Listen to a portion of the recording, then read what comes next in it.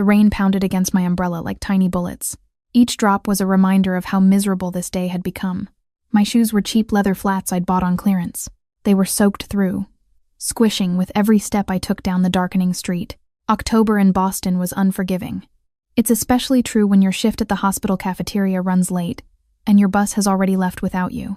I pulled my thin jacket tighter around my body, shivering as the wind cut through the fabric. The streetlights flickered on one by one, casting long shadows across the wet pavement. I had 6 blocks to my apartment.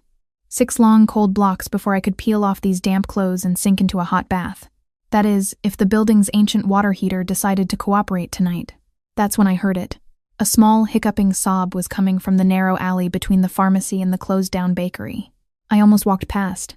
In this neighborhood, strange sounds usually meant trouble, and trouble was something I had enough of already. But then I heard it again. It was unmistakably the cry of a child. I stopped, my heart suddenly pounding harder than the rain. I called out, "Hello? Is someone there?" There was no response, just another stifled sob. I hesitated, gripping my pepper spray in my coat pocket. After taking a deep breath, I angled my umbrella forward and stepped into the alley. Huddled against the brick wall, partially sheltered by a stack of empty produce crates, was a little boy. He couldn't have been more than 5 or 6, with dark hair plastered to his forehead from the rain. He wore expensive-looking clothes, a navy blue coat with brass buttons and little leather shoes that probably cost more than my monthly rent. His eyes, wide with fear and wet with tears, locked onto mine. I said softly, "Hey there, are you lost?" He nodded, his bottom lip trembling. I told him my name's Ellie, and then I asked for his. He whispered his name was Marco, wiping his nose with the back of his sleeve. He said he couldn't find his papa. I stepped closer, holding my umbrella over him. I asked, "How about we get him somewhere dry, and then we'll find his papa?" He looked at me wearily, and I remembered all the stranger danger warnings children receive these days. Smart kid. I told him to look and showed him my hospital ID card that hung from my neck. I explained that I work at St. Catherine's Hospital, and I help people. I promised I just wanted to get him out of the rain and help him find his family. After a long moment, he nodded and stood up, revealing a small backpack shaped like a dinosaur strapped to his shoulders. He couldn't stop shivering. I told him to hold on, then took off my scarf and wrapped it around his neck. It was damp, but better than nothing. I pointed across the street and said the coffee shop is still open. I suggested we go there and call someone who can help us. I held out my hand, and after a slight hesitation, his small, cold fingers wrapped around mine. We hurried across the street to Maggie's Coffee, a local place I sometimes splurged at on payday. The warm air inside was a blessed relief, carrying the rich scent of coffee and cinnamon. Maggie called out my name from behind the counter. She asked if I got caught in the downpour. Her eyes drifted to Marco, and her expression shifted to concern. She asked who this little gentleman was. I told her this is Marco. I explained that he got separated from his father, and we needed to get him home. I guided Marco to a booth near the window. I asked if we could get 2 hot chocolates and maybe a towel. Maggie said it was coming right up, already reaching for the phone. She asked if I wanted her to call the police. I glanced at Marco, who was now staring out the window, searching the rainy street with anxious eyes. I told her not yet. Let's see if we can reach his family first. I slid into the booth across from Marco.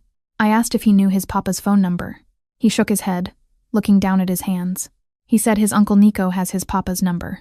He was supposed to pick him up from school, but he couldn't find him. He had tried to walk home. I reassured him it's okay, though my stomach was knotted with worry. I asked if he knew his Uncle Nico's number. He shook his head again, but said it's in his emergency card. He pulled his backpack off, unzipped it, and produced a laminated card with contact information. I said that was brilliant, taking the card. I told him he was very responsible.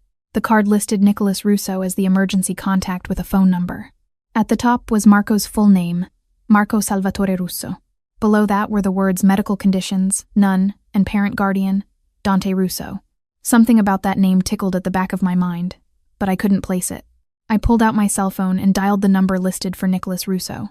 The phone rang only once before a gruff voice answered, "Yes." I asked if this was Nicholas Russo. The voice was tense and suspicious, and he asked who was asking. I told him my name is Ellie Morgan, and I was calling because I found Marco. His voice cut me off, suddenly sharp as a blade. He demanded to know where we were and told me to put Marco on the phone now.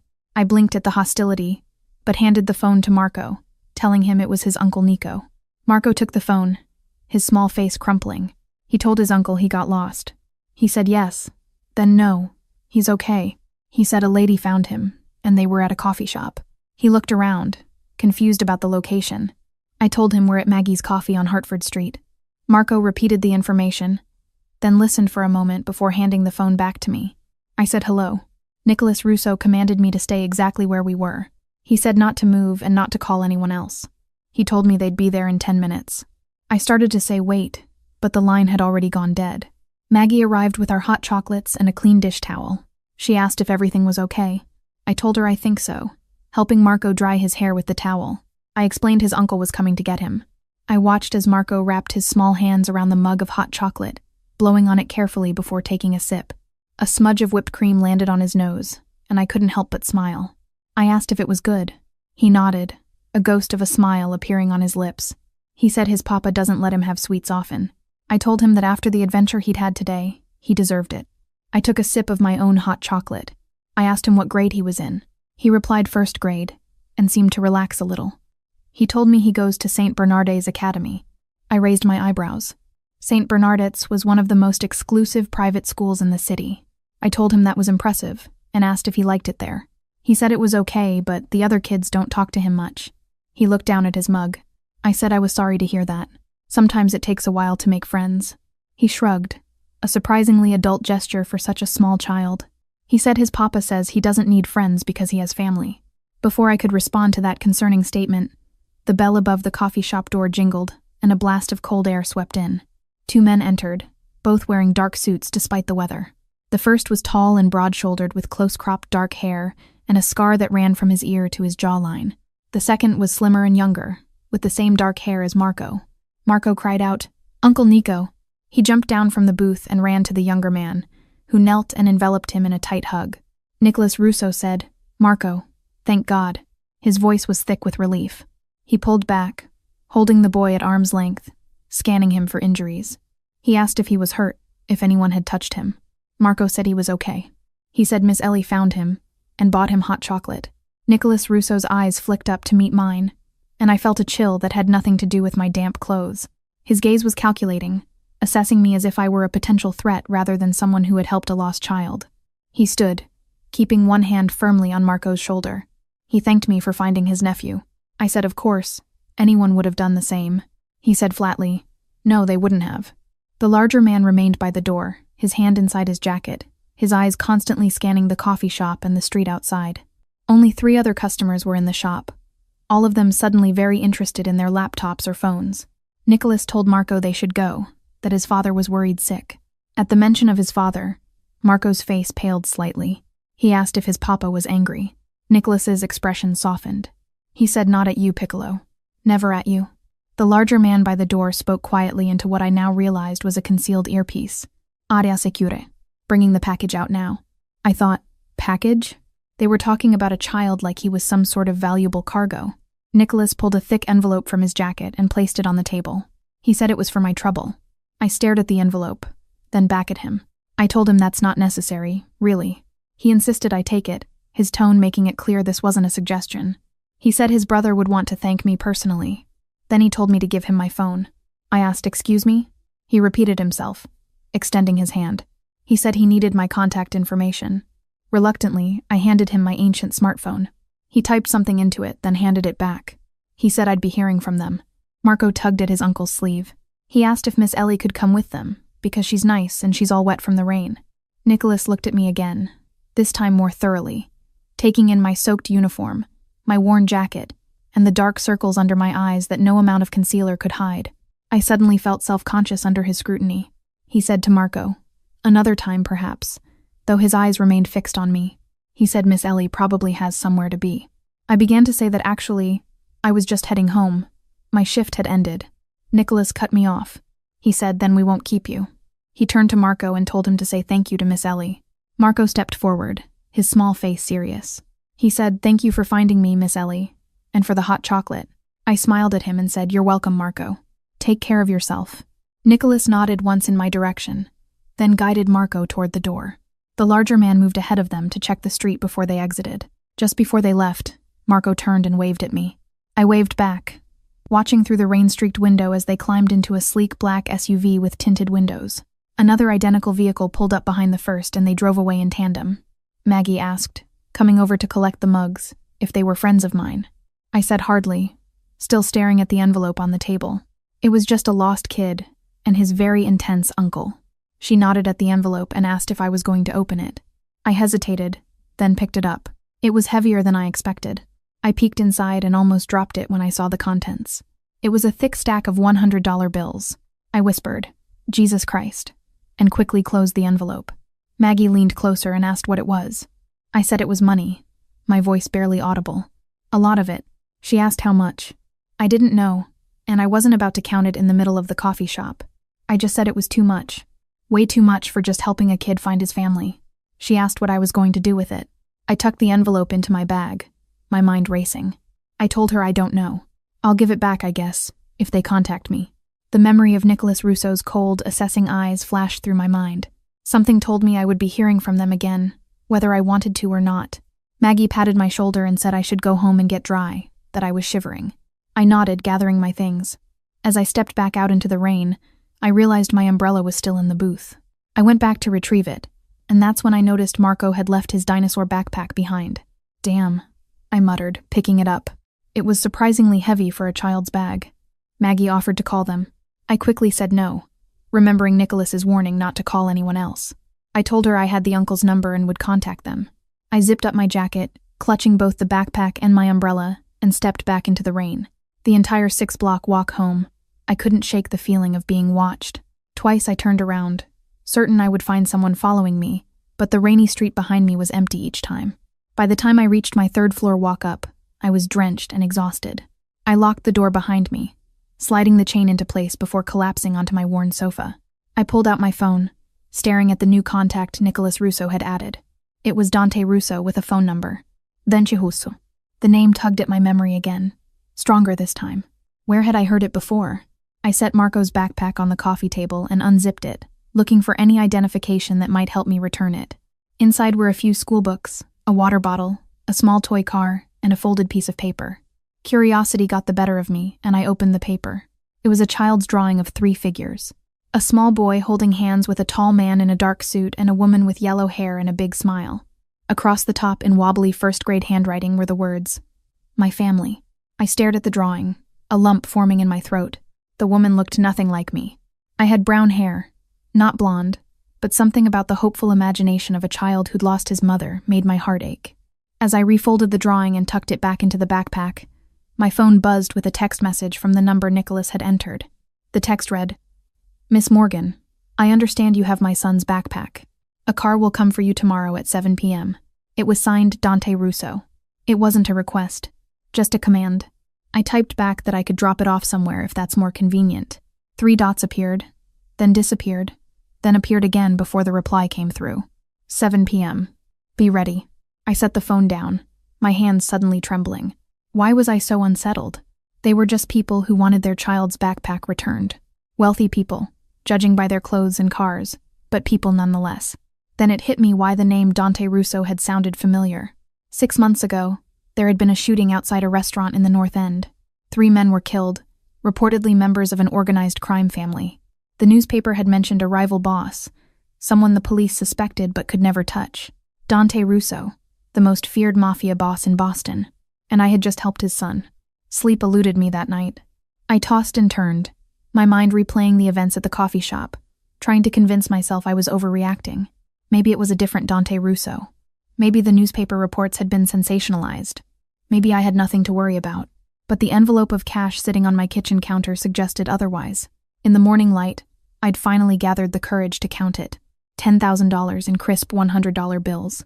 Who gives a stranger that kind of money just for helping a lost child? A voice in my head whispered, someone who doesn't want the police involved. I called in sick to work, something I never did, even when I actually was sick. My supervisor sounded surprised but didn't question it. I spent the morning pacing my small apartment, alternating between staring at Marco's backpack and checking the time. 7 p.m. seemed both too far away and approaching too quickly. By noon, I'd made a decision. I would return the backpack and the money, explain that I wanted no part of whatever this was, and ask never to be contacted again. Simple, clean, safe. I changed my outfit 4 times before settling on a simple blue dress I usually saved for job interviews. I paired it with my only decent coat, a black wool peacoat I'd found at a thrift store 2 winters ago. I wanted to look respectable, but not like I was trying too hard. I pulled my brown hair into a neat bun, applied minimal makeup, and tried to calm the flutter of anxiety in my stomach. At 6:58 p.m., my phone buzzed with a text that just said, "Outside." I grabbed Marco's backpack and the envelope of cash, took a deep breath, and headed downstairs. A black SUV identical to the one from yesterday idled at the curb, its engine a low purr in the quiet evening. The same large man from the coffee shop stood beside it, opening the rear door as I approached. He said, "Miss Morgan," with a curt nod. I replied, "Hi," clutching the backpack tighter. I told him I had Marco's things. He didn't respond, just gestured for me to get into the vehicle. The interior was luxurious. Black leather seats, tinted windows, a partition separating us from the driver. The man climbed in after me and we pulled away from the curb. I asked where we were going, trying to keep my voice steady. He replied that we were going to Mr. Russo's residence, his eyes focused straight ahead. I said I just wanted to return the backpack and the money, holding them up. I told him there was no need. He said Mr. Russo insists on thanking you personally. His tone made it clear this wasn't open for discussion.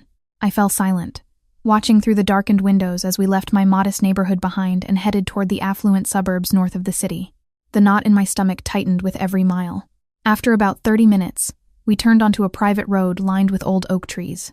At the end stood an imposing stone mansion, its windows glowing warmly against the twilight sky. A high wall surrounded the property, and I spotted surveillance cameras discreetly positioned along its perimeter. We pulled up to a wrought iron gate that opened automatically as we approached. 2 men in dark suits stood on either side of the entrance, their hands clasped in front of them, eyes scanning the vehicle as we passed. The driveway curved around a central fountain before stopping at the main entrance of the house. My escort announced unnecessarily that we were here. He exited the car and opened my door. I stepped out, my legs unsteady beneath me. The house was even more impressive up close. 3 stories of old-world elegance, with ivy climbing the stone walls and meticulously maintained gardens stretching in every direction. It looked like something from a period film, not a place where real people lived. The massive front door opened before we reached it, and Nicholas Russo emerged, his expression inscrutable. He said, "Miss Morgan," with a slight nod. He thanked me for coming, as if I'd had a choice. I held out the backpack like a peace offering and said I brought it, and the money. I told him I couldn't accept it. Nicholas ignored the proffered items. He said his brother was waiting, and told me to please come inside. The interior of the house matched its exterior in grandeur. There were marble floors, soaring ceilings, and antique furniture that probably cost more than everything I owned combined. Family photographs lined the walls, mostly of Marco at various ages. Sometimes he was with Nicholas, sometimes with an older woman who I guessed might be a grandmother, but I didn't see anyone who looked like he could be Dante Russo. Nicholas led me through the foyer and down a hallway to a set of double doors. He knocked once, then opened them without waiting for a response. He announced that I was here, stepping aside to let me enter. The room was a study with bookshelves lining the walls and a massive oak desk positioned in front of floor-to-ceiling windows that overlooked the gardens. Standing at the window with his back to us was a man, his silhouette outlined against the fading daylight. He said to leave them. His voice was deep and commanding. Nicholas hesitated for just a moment before nodding and closing the doors behind him, leaving me alone with Dante Russo. Slowly, he turned to face me. I don't know what I had expected. Some movie version of a Mafia boss, perhaps, aged and overweight with gaudy rings and a cigar. But the man before me was nothing like that. Dante Russo was tall and powerfully built, maybe in his late 30s, with dark hair that showed just a hint of silver at the temples. He wore a tailored charcoal suit that accentuated his broad shoulders and narrow waist. His face was all sharp angles, high cheekbones, a strong jaw, a straight nose that looked like it had been broken at least once, but it was his eyes that held me frozen in place. They were deep-set and intensely blue, almost startling against his olive skin. Those eyes studied me now with the same calculating assessment his brother had shown, but there was something else there, too. A focus, a presence that seemed to fill the room and make the air between us crackle with tension. He finally spoke, his voice softer now, but no less commanding. "Miss Morgan, please sit." He gestured to one of the leather chairs positioned in front of the desk. I moved forward on autopilot, sinking into the chair and placing Marco's backpack on my lap like a shield. I repeated that I brought Marco's things and the money, that I couldn't accept it. My voice was embarrassingly small in the large room. Dante walked around and sat in the chair opposite mine rather than behind the desk as I'd expected. It put us closer than I was comfortable with no barrier between us. He ignored my statement about the money. He said Marco told him what happened, how I found him in the rain and took care of him. He said Marco told him I was kind. I swallowed hard. I said anyone would have done the same. He echoed his brother's words from the coffee shop. No, they wouldn't have. He said most people would have walked past or called the police immediately. I admitted I should have called the police. But Marco had his emergency card, so I thought it would be faster to call the number directly. He said he was grateful that I did. He leaned forward slightly. He asked if I knew who he was. The directness of the question caught me off guard. I could lie, but something told me he would know. I said I think so. My mouth was suddenly dry. He said, and yet, you came here tonight. I asked if I had a choice. A ghost of a smile touched his lips. He said there are always choices. I could have thrown the backpack away, moved apartments, changed my phone number, but I didn't. I hadn't even considered those options, which probably said something about my survival instincts, or lack thereof. I insisted that I just wanted to return Marco's things, and the money. It was too much. He dismissed it with a wave of his hand. It's nothing, just a token of appreciation for helping my son. He said, for doing so discreetly. His eyes held mine. No police, no questions, just kindness to a child who needed it. I bit my lip, unsure how to respond. The whole situation felt surreal. Sitting in this palatial home, having a conversation with a man who, if the newspapers were to be believed, had ordered the deaths of countless people. I began hesitantly, asking about Marco's mother. He said flatly that she's dead. 5 years now. Cancer. I automatically said I was sorry. He said, as am I. He stood suddenly, walking to a cabinet in the corner and opening it to reveal a selection of bottles. He asked if I'd like a drink. I said no, thank you. He poured himself what looked like whiskey, the amber liquid catching the light as he returned to his seat. He stated that I work at St. Catherine's Hospital. It wasn't a question, but I nodded anyway. He continued, in the cafeteria. 6 days a week, sometimes double shifts. You live alone in a third-floor walk-up in one of the worst neighborhoods in the city. Your parents died in a car accident when you were 19, forcing you to drop out of nursing school. You send money each month to your younger sister in Philadelphia, where she's studying to become a doctor. My blood ran cold. I asked how he knew that. He said he makes it his business to know everything about people who come into contact with his son, even those with seemingly pure intentions. He took a sip of his whiskey. I stood up abruptly, clutching the backpack. I said I should go. He said softly, "Sit down, Ellie." But there was steel beneath the softness. I sank back into the chair, my heart pounding. He assured me he wasn't going to hurt me, though it wasn't as comforting as he probably intended. Quite the opposite. I asked what that meant. He set his glass down on a small table beside him. He said his son likes me. He doesn't like many people, a trait he inherited from him. He said this morning, Marco asked if I could be his new nanny. I blinked in surprise. Nanny? He explained his current caretaker is retiring next month, moving to Florida to be with her grandchildren. He studied me over steepled fingers. The position comes with a substantial salary, private accommodations here on the estate, and my personal guarantee of safety. I asked incredulously, "You're offering me a job as Marco's nanny?" He said yes, "But I don't know anything about you," I replied. He corrected me. "I know everything about you. I know you're qualified, with 2 years of nursing school before your parents' accident. I know you're responsible, working multiple jobs to put your sister through school. And most importantly, I know Marco trusts you, which is something I value above all else." My head was spinning. I told him, "Mr. Russo, I appreciate the offer, but I can't just," he interrupted. "I'll triple whatever you're making now, plus room and board, health insurance, and a car at your disposal. Your sister's tuition will be paid in full, including her living expenses." The offer was so outlandish, so completely beyond anything I could have expected, that I almost laughed. I asked why. "Why me?" He replied simply, "Because you helped my son when you didn't have to, and because I trust my instincts." I shook my head, trying to clear it. I told him I need time to think. He said, "Of course." He reached into his jacket and produced a business card, which he handed to me. It was simple, elegant, with just his name and a phone number embossed in silver. He told me to take a week. The offer stands until then. Before I could respond, the door opened and Marco burst in, already dressed in blue pajamas with spaceships on them. He asked, "Papa, is Miss Ellie here?" Uncle Nico said she was. He stopped when he saw me, his small face lighting up. "You came." I couldn't help but smile at his enthusiasm. I said, "Hi, Marco. I brought your backpack." He said thank you, then ran over and took it from me. He looked up at his father and asked if I could stay for dinner. Dante placed a hand on his son's shoulder. his expression softening in a way I wouldn't have thought possible. He said Miss Ellie was just leaving Piccolo. It's past your bedtime. Marco's face fell, but Dante said firmly, no arguments. Say goodnight to Miss Ellie. Marco sighed dramatically, but did as he was told. He said goodnight, Miss Ellie. Will you come back soon? I glanced at Dante, who watched our interaction with unreadable eyes. I said carefully, maybe, if your papa invites me. Marco said with the absolute confidence of a child, he will. I'll make him. Dante chuckled, a warm, genuine sound that transformed his face. He told Marco to go find Uncle Nico. He'd be up to read his story in 10 minutes. Marco nodded and scampered out of the room, taking his backpack with him. Once he was gone, I said he's a wonderful boy. Dante replied, he's my world, and I believed him. He said everything he does for him. The words hung in the air between us, loaded with implications I didn't want to contemplate. I stood again and said I should go. This time, he didn't stop me. He said Nicholas will drive me home. I told him that's not necessary. He said it's late, and my neighborhood isn't safe after dark. His tone broke no argument. The car will take you home. I nodded, knowing it was pointless to protest. As I turned to leave, he spoke again. He told me to keep the money, regardless of my decision about the job.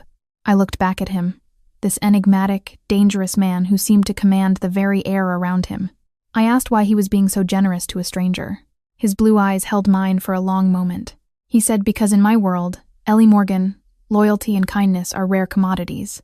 When I find them, I reward them. I didn't know how to respond to that, so I simply nodded and left the room. Nicholas was waiting in the hallway as if he'd known exactly when our conversation would end. He asked if I was ready. I nodded, following him back through the grand house. As we passed the living room, I glimpsed Marco sitting on a plush rug, showing his dinosaur backpack to an older woman who must have been the retiring nanny. He looked up and waved enthusiastically, and I waved back, feeling a strange tug in my chest. The drive back to my apartment was silent, giving me plenty of time to think about Dante Russo's offer. It was absurd, overwhelming, completely out of the blue. And yet, my current life was a constant struggle, working endless shifts to make rent, sending whatever I could spare to my sister, falling into bed each night too exhausted to even dream of the future I'd once planned. Dante's offer would change everything, but at what cost? When we reached my building, Nicholas handed me a sealed envelope. He explained it was my weekly schedule, should I accept the position, and a contract outlining the terms. I said thank you, taking it automatically. As I moved to exit the car, he said, Miss Morgan, a word of advice. I paused, looking back at him. He said his brother is not a man accustomed to hearing no. His expression was solemn. He told me whatever I decide, I should remember that. With that ominous warning hanging in the air, I got out of the car and watched as it pulled away, its taillights disappearing around the corner. I clutched the envelope in one hand and the business card in the other, feeling like I stood at a crossroads with no idea which path led to safety and which to ruin. As I climbed the stairs to my apartment, my phone buzzed with a text message from an unknown number. It read, "Thank you for returning Marco's backpack. He sleeps better with it. Consider my offer carefully, Ellie." I stared at the message, wondering how he'd gotten my number, then remembering that of course he would have it. He seemed to know everything else about me. The thought should have terrified me, but instead I felt a strange flutter in my chest that I refused to examine too closely. That night, I dreamed of blue eyes watching me from the shadows, and a child's drawing of a family that included a woman with hair the color of sunshine. Morning came with no clarity. I'd spent hours reading over the contract Nicholas had given me, stunned by the details. A salary that made my current income look like pocket change, comprehensive benefits, a separate apartment on the Russo estate with my own entrance, and explicit provisions for my sister's education. Everything was laid out in precise legal language, as legitimate as any employment contract I'd ever seen. It seemed too good to be true. The phrase kept echoing in my mind as I moved through my daily routine in a daze. I called my sister, careful to keep my voice casual as I asked about her classes, her roommates, whether she needed anything. I didn't mention Dante Russo's offer. How could I explain something I couldn't understand myself? She said I sounded weird, always too perceptive for her own good. She asked if everything was okay. I lied and said I was just tired from double shifts this week. She told me I worked too hard, and that she could take out another loan. I interrupted. Absolutely not. I'm fine. Focus on your studies. After we hung up, I sat on my worn sofa, staring at Dante's business card. The silver embossing caught the light, winking at me like a dare. 4 days passed this way. I was working my shifts, coming home to my empty apartment, turning the card over and over in my hands, reading and rereading the contract. The deadline Dante had given me loomed larger with each passing day. On the 5th day, I was filling a coffee urn at work when I overheard 2 doctors talking in hushed voices. One said that Russo's kid was in the ER after falling off his bike or something. My hands froze on the coffee machine. The other doctor replied, "Jesus, is security notified? Triple presence. The admins are freaking out. You know what happened last time one of those family members was here?" I abandoned the coffee, yanking off my hairnet as I rushed toward the emergency room. I had no plan, no reason to insert myself into the situation, just a strange compulsion I couldn't ignore. The ER was an organized chaos, with nurses and doctors moving efficiently between curtained areas. I spotted them immediately. Nicholas was standing rigidly by a curtained bed, with 2 men in suits flanking the area, their eyes constantly scanning. There was no sign of Dante. I approached cautiously, not sure if I'd be recognized or stopped by security. Nicholas saw me first, his eyebrows rising slightly. He said, "Miss Morgan." I explained that I heard Marco was hurt and wanted to see if he was okay. I felt foolish. Something shifted in Nicholas's expression. Surprise, perhaps, or reassessment. He nodded once and pulled back the curtain. Marco sat on the edge of the bed, his small face tear-streaked, but brave.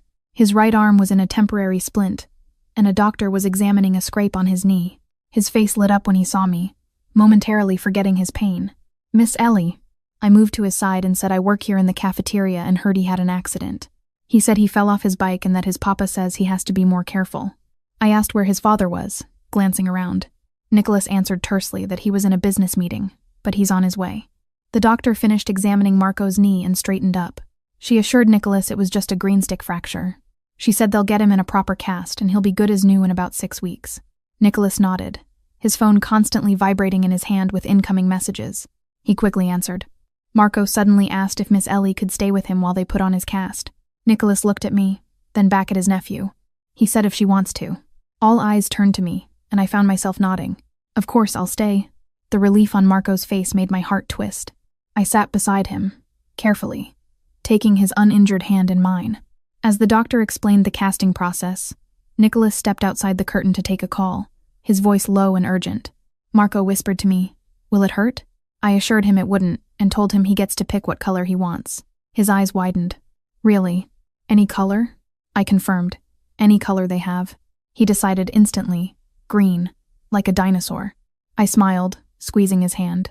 "Excellent choice." The process of casting his arm went smoothly. Marco watched with fascination as the wet material was applied. I kept up a steady stream of conversation, asking about his favorite dinosaurs, his school, anything to keep his mind off the discomfort. Just as the cast was being finished, the curtain was abruptly pulled back. Dante Russo stood there, still in a business suit, his face tense with concern that melted into relief when he saw his son.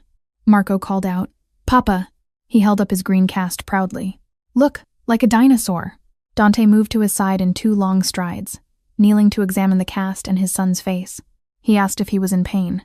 Marco said not anymore, and that Miss Ellie had been keeping him company. "She works here." Dante's eyes finally shifted to me, and I felt that same electric jolt I'd experienced in his study. He acknowledged me, his deep voice neutral. "Miss Morgan, this is unexpected." I explained that I heard Marco was hurt and wanted to make sure he was okay. Something flashed in his eyes. Appreciation, perhaps, or curiosity. He said thank you. The doctor returned with discharge instructions, addressing them to Dante with the deference of someone who recognizes authority. "Mr. Russo, Marco should be fine. The fracture is minor and children heal quickly. He'll need to keep the cast dry and we'll check it in 2 weeks." Dante nodded, his full attention on the doctor's instructions, asking precise questions about pain management and activity restrictions. I used the opportunity to slip away, squeezing Marco's hand one last time. I whispered that I had to get back to work and for him to feel better. He asked if I would come visit him, his eyes hopeful. "You could sign my cast." I hesitated, glancing at Dante, who was still focused on the doctor. I said, "We'll see." I made it halfway across the ER when I heard my name called. Turning, I saw Dante striding toward me, his presence causing medical staff to step out of his way instinctively. When he reached me, he stated that I was leaving. I explained I needed to get back to work, that my break was over. He studied me for a moment, then pulled out his phone and typed something quickly. He said, "Not anymore. I spoke to your supervisor. You have the rest of the day off." I blinked in surprise. You can't just, he interrupted. I did. Have dinner with us tonight.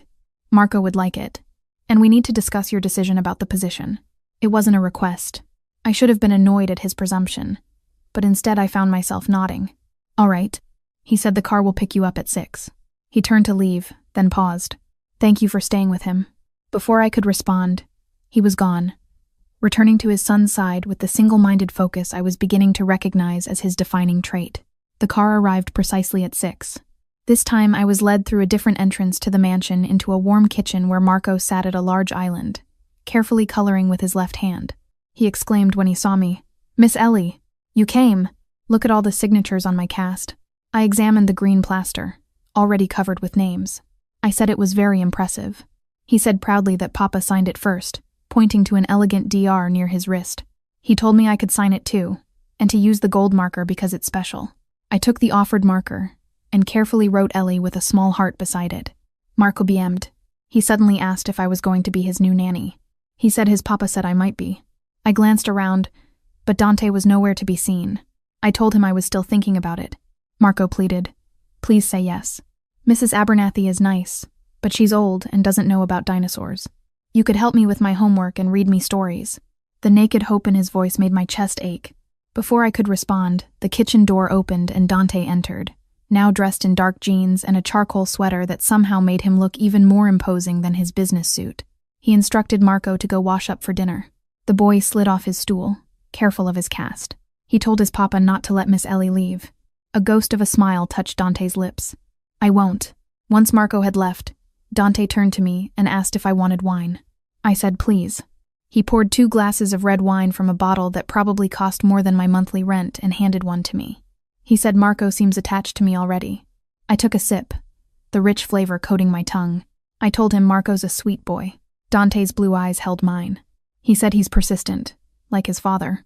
He asked if I'd made a decision. The directness of the question caught me off guard. I told him I'm still considering it. He asked what was holding me back. I set my glass down carefully. I said, Mr. Russo. He corrected me, Dante. I acknowledged him, Dante. I think we both know this isn't just about being a nanny. His expression remained impassive. He told me to explain. I hesitated, searching for the right words. The papers say you're dangerous, that you're involved in things that aren't exactly legal. He asked if I believe everything I read in the papers.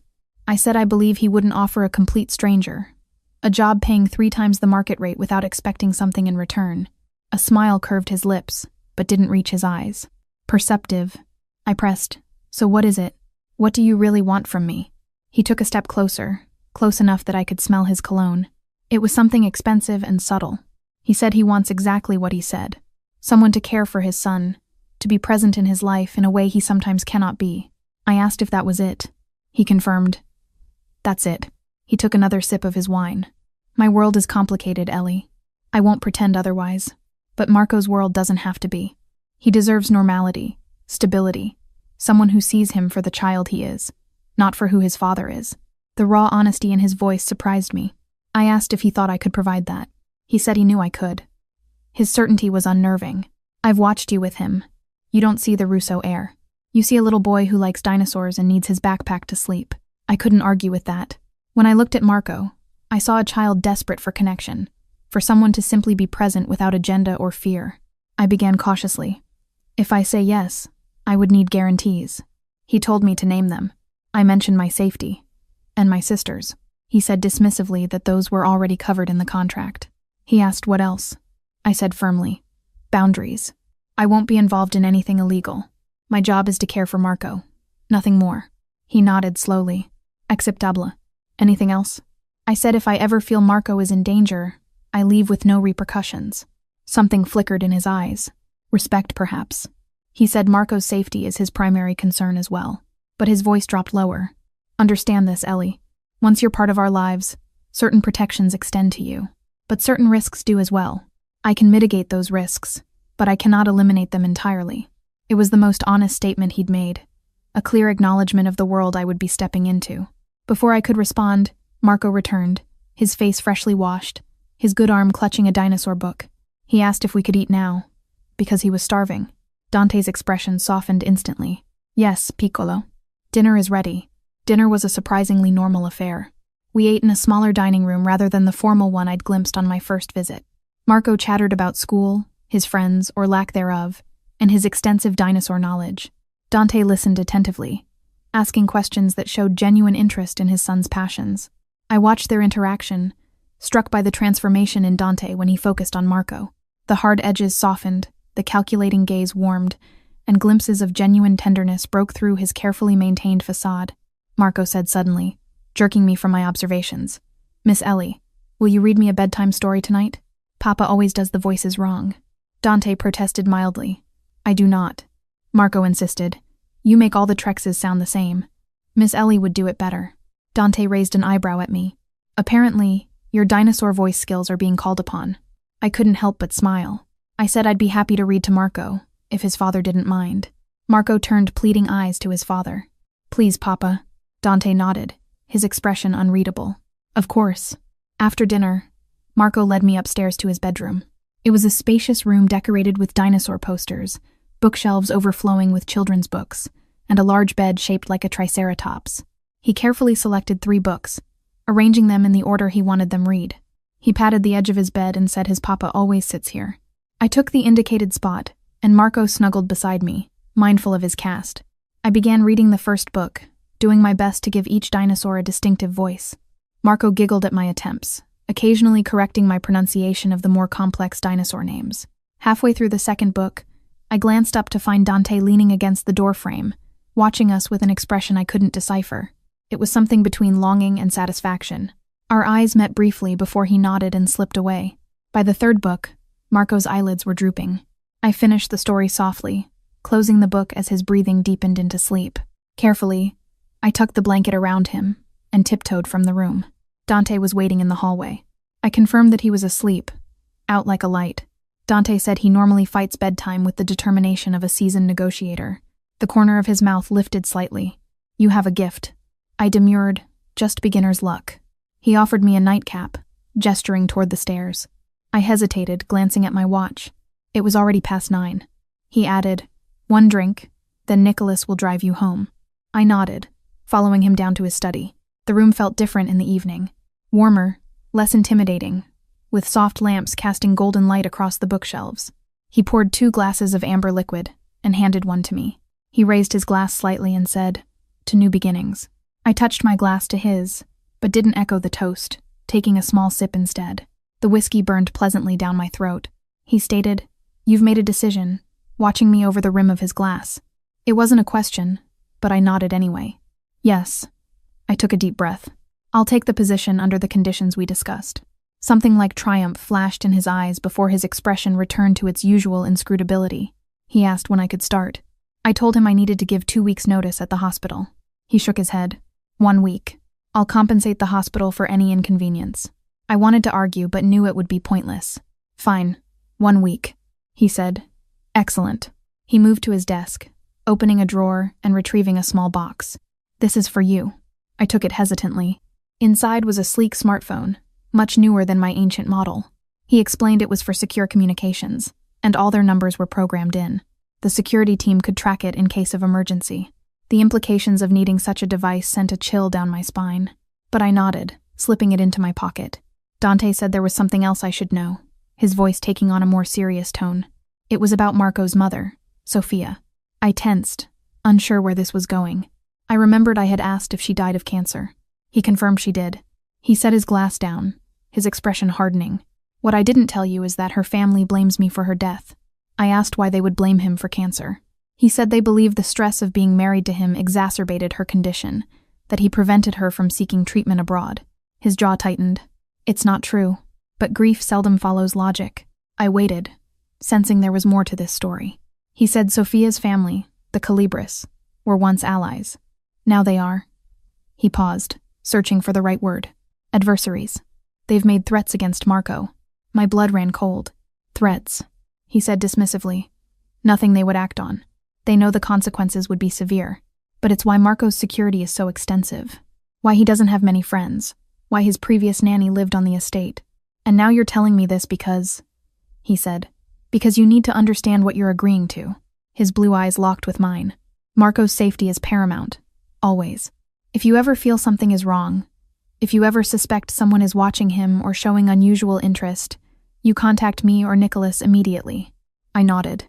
The weight of responsibility settled heavily on my shoulders. "I understand," he said. "Good." His expression softened slightly.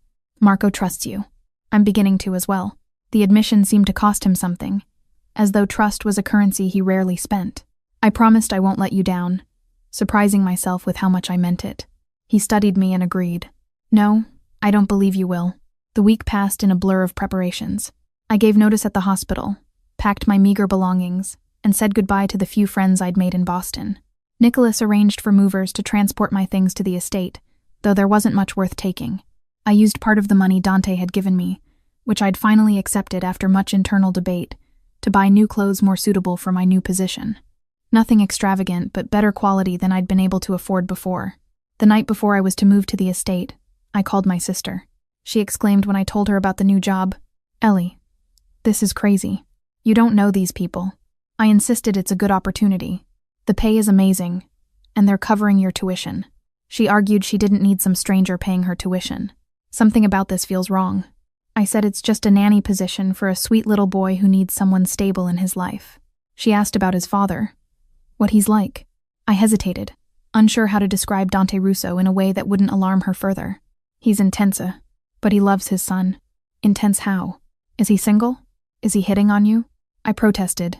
"No, it's not like that," though I couldn't deny the strange tension that sometimes crackled between us.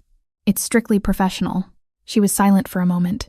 Then she said, "Just be careful, Elle. If anything feels off, promise you'll leave." I promised, crossing my fingers childishly. Some promises were more complicated than others. The next day, Nicholas picked me up in the now familiar black SUV. My few suitcases were loaded into the trunk, and we set off for the Russo estate. I watched the city recede in the side mirror, feeling like I was closing one chapter of my life and opening another, far more unpredictable one. When we arrived, Mrs. Abernathy was waiting to show me around. She was a kind-faced older woman with steel gray hair and knowing eyes. She said after giving me a tour, "You'll do fine, dear. The boy needs someone young, someone with energy. These old bones can't keep up with him anymore." I asked how long she'd worked for the Russos. She replied, 15 years. "I cared for Dante when he was just a boy after his mother passed. Then I stayed on." She smiled fondly. "And when Marco came along, he's a special child, much like his father was." I couldn't help asking what Dante was like as a child. Her expression grew sad, serious, too serious for a boy his age. His father was a hard man, expected too much too soon. She shook her head. "Dante is different with Marco." "Gantlar. That's good." Before I could ask more questions, Marco burst into the room, his cast now completely covered in signatures and dinosaur drawings. "Miss Ellie, you're here to stay." He threw his good arm around my waist. "I told Papa you would say yes." I hugged him back, surprised by the rush of affection I felt. "Yes, I'm staying. We're going to have a great time together." He asked if we could go see my apartment. Papa had it all fixed up for me. Mrs. Abernathy chuckled. "Go on then. I've shown her everything she needs to know for now." Marco grabbed my hand, tugging me toward the back of the house.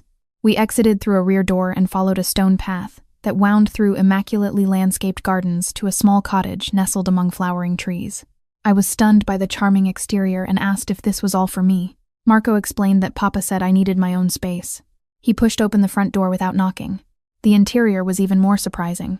It was tastefully decorated in soft blues and creams with comfortable furniture, modern appliances, and fresh flowers on the dining table. It was larger than my old apartment with a spacious living room, full kitchen, bedroom, and bathroom. Marco asked anxiously if I liked it, saying he helped pick the colors. I said honestly that it's beautiful. "You did a wonderful job." He beamed, then proceeded to give me a tour as if he designed the place himself. He pointed to a small panel by the door and said, "There's a button here. If you push it, security comes right away. Papa says it's important." The casual mention of security was a stark reminder of the world I'd just entered, a world where panic buttons were standard home features. After Marco's enthusiastic tour, we returned to the main house for dinner. Dante was absent, with Nicholas explaining he'd been called away on business but would return the following day. I spent the evening helping Marco with his homework, supervising his bath, which was a challenge with the cast, and reading more dinosaur stories until he fell asleep.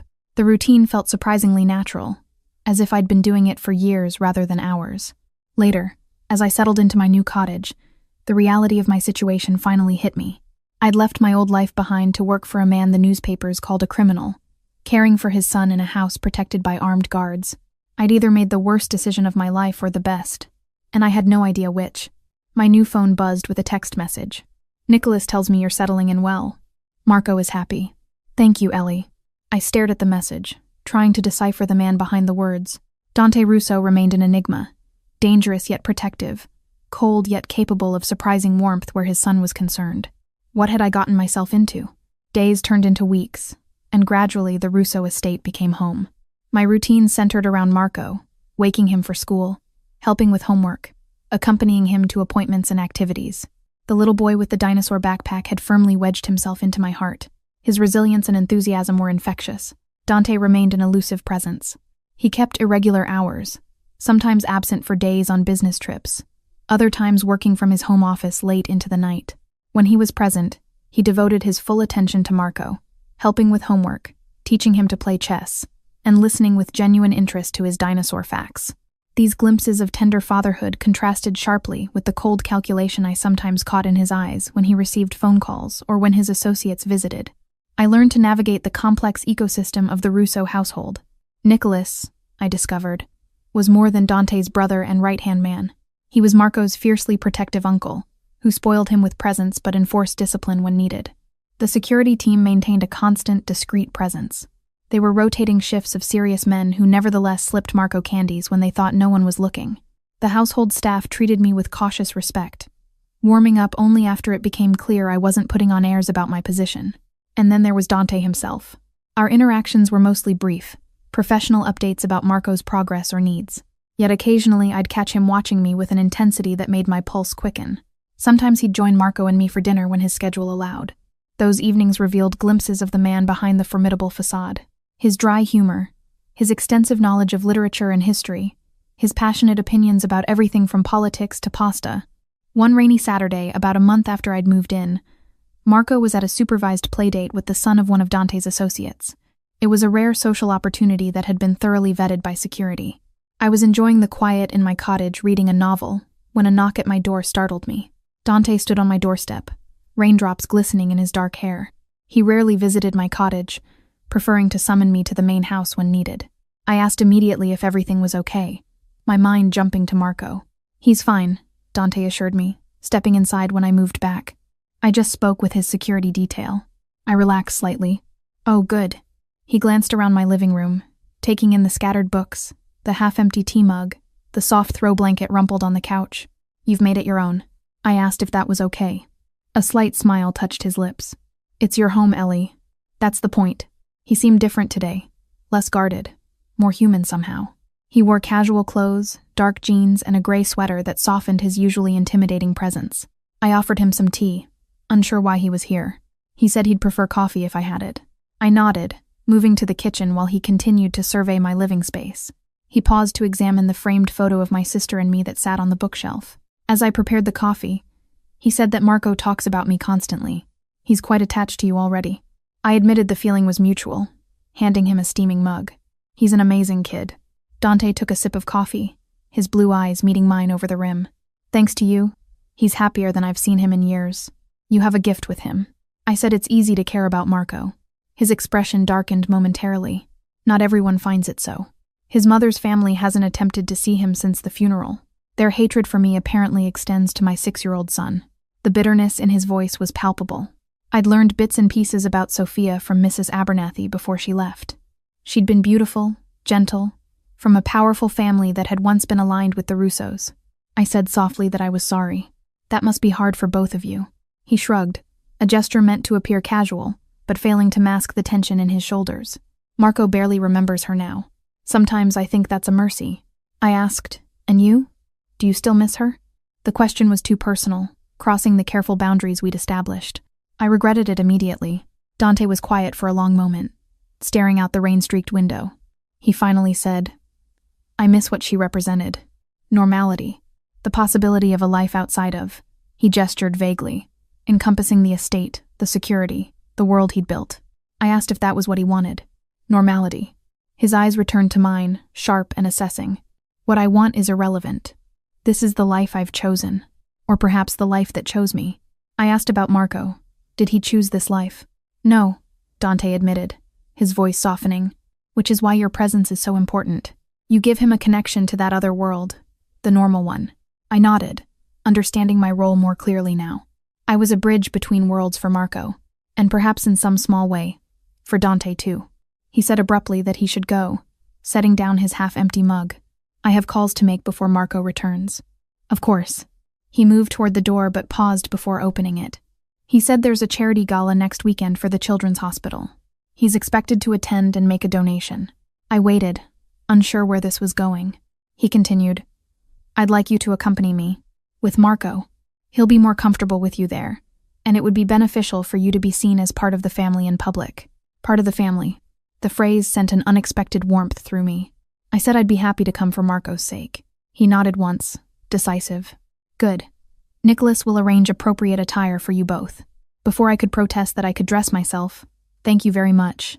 He was gone. The door closed softly behind him. The gala was held at the Ritz-Carlton.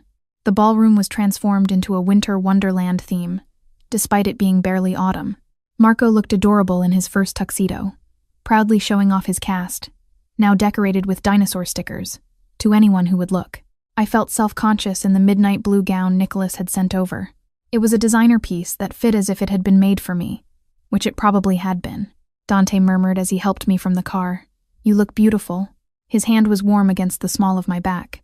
He himself was devastating in a black tuxedo that accentuated his powerful build. I managed to say thank you, hyper-aware of his touch, of the curious glances from other arriving guests, and of the photographers snapping pictures from behind velvet ropes. Inside, I quickly realized this wasn't just any charity event. The room was filled with Boston's elite, old-money families, politicians, celebrities, and I suspected others in Dante's line of work disguised as legitimate businessmen. The way certain groups acknowledged Dante with cautious nods or overly effusive greetings spoke volumes about the power dynamics at play. A silver-haired man approached us, hand extended. Mr. Russo, so good to see you. And young Marco, my you've grown. Dante greeted him with a firm handshake. Senator Williams. May I introduce Ellie Morgan, Marco's nanny, and a valuable member of our household. The senator's eyes flicked over me, a flash of assessment quickly masked by practiced charm. Lovely to meet you, Miss Morgan. As the evening progressed, this scene repeated itself numerous times. Dante introducing me to various power players, always with the same phrasing. A valuable member of our household. Each time I noted the reactions, ranging from polite disinterest to careful recalculation. During a lull, while Marco was distracted by a chocolate fountain, I quietly asked why he introduced me that way. Dante's eyes scanned the room continuously, ever vigilant. Because in my world, Ellie, who belongs to whom matters. By publicly claiming you as part of my household, I'm extending protection to you. I asked protection from what? His gaze finally settled on me, serious and intense. From anyone who might think you could be used to get to me, or worse, to Marco. A chill ran down my spine despite the warmth of the crowded room. Before I could respond, Marco returned, chocolate smeared on his cheek despite his best efforts. Papa, can Miss Ellie dance with me? There's an orchestra. Dante smiled, the genuine one reserved only for his son. If Miss Ellie would like to dance, of course. Marco turned pleading eyes to me, and I laughed, taking his uninjured hand. I'd be honored. I led him to the dance floor, where he stood on my feet as I guided us in a simple box step. His face was alight with joy, a normal little boy having fun at a party. Looking down at him, I felt a fierce protectiveness surge through me. Whatever dangers lurked in Dante Russo's world, I would shield Marco from them with everything I had. Over Marco's head, I caught Dante watching us, his expression unreadable. When our eyes met, he raised his champagne glass slightly in acknowledgement, a gesture that felt strangely intimate amid the crowd. Later, after Marco had fallen asleep in a private room arranged by the hotel staff, Dante and I stood on a terrace overlooking the city lights. The autumn air was crisp, but I barely noticed the cold. Dante's voice was low. You were wonderful with him tonight. With everyone. I admitted I felt like an imposter. All these people with their wealth and power, and me in a borrowed dress. He corrected me. Not borrowed. It's yours, and you belong there more than most of them. Trust me. I turned to face him, struck by the rare compliment. Thank you for inviting me. I think Marco had fun. He agreed. Yes. But that wasn't the only reason I wanted you here. Something in his tone made my heart beat faster. Oh? He said softly. I wanted to see you like this, away from the estate, away from your role as Marco's caretaker. Just you. The intensity of his gaze made it hard to breathe. And what do you see? He stepped closer, close enough that I could feel the warmth radiating from him. I see a woman of extraordinary compassion and strength, who chose to enter my world despite knowing its dangers, who loves my son as if he were her own. I whispered his name, Dante, unsure what I wanted to say. He continued, I've kept my distance because I promised myself I wouldn't complicate your position in our household. Marco needs you too much. I asked if that was the only reason. His hand came up to brush a strand of hair from my face. The touch was feather-light. No. I also know that I'm not an easy man to care for. My life is. He paused, searching for words. Complicated, dangerous, not what someone like you deserves. The words slipped out before I could stop them. Shouldn't that be my decision? Something flared in his eyes. Hope perhaps, or desire. Be very sure, Ellie. Once you cross this line, there's no going back. Not in my world. I knew he was right. Whatever was happening between us would change everything. The rational part of my brain screamed caution. It reminded me of newspaper headlines about Dante Russo, of hushed conversations that stopped when I entered rooms, of armed guards and panic buttons. But there was another part of me, the part that had watched him read bedtime stories to Marco, that had seen the pain in his eyes when he spoke of his son's future, that had felt the careful restraint in his every interaction with me. That part wasn't afraid. I said quietly, I know who you are. I've seen enough to understand the world you live in. I'm still here. For a long moment, he simply looked at me as if memorizing my face. Then, with deliberate slowness, he leaned down and pressed his lips to mine. The kiss was gentle at first, a question more than a demand. But when I responded, sliding my hands up to his shoulders, it deepened, becoming something urgent and overwhelming. His arms encircled me, pulling me against him as if he'd been wanting to do so for months. When we finally broke apart, both breathing hard, he rested his forehead against mine. His voice was rough. You should know that I don't do anything halfway. If you're mine, Ellie, you're mine completely. The possessiveness in his tone should have alarmed me. Instead, it sent a shiver of anticipation down my spine. I challenged, and you? Does it work both ways? A smile, genuine and unguarded, transformed his face. For the first time since Sophia died, I think it might. As we stood there, the city spread out below us like a carpet of stars. I knew I'd made my choice. I had entered Dante Russo's world for Marco's sake, but I would stay for my own. Whatever dangers that entailed, whatever complications arose, I would face them. Because somewhere along the way, this strange, dangerous man and his dinosaur-loving son had become my family. And family, as Dante Russo would say, is everything.